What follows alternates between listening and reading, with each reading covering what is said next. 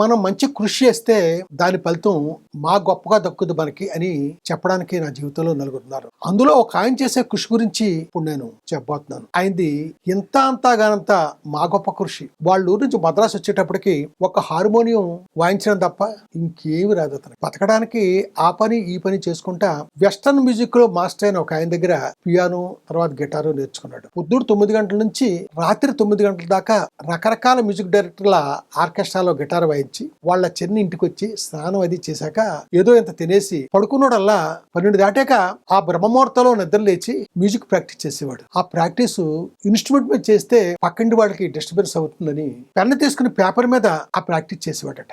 అలా రాస్తా ప్రాక్టీస్ చేసిన అతనికి ఎంత కాంప్లికేటెడ్ నోట్స్ అయినా సరే అవలేలుగా రాసి అలవాటైపోయి ఆ మనిషి ఎవరో ఈ పాటకి మీకు బాగా అర్థమైపోయి ఉంటుంది. ఆయనే మాస్ట్రో ఇళయరాజా.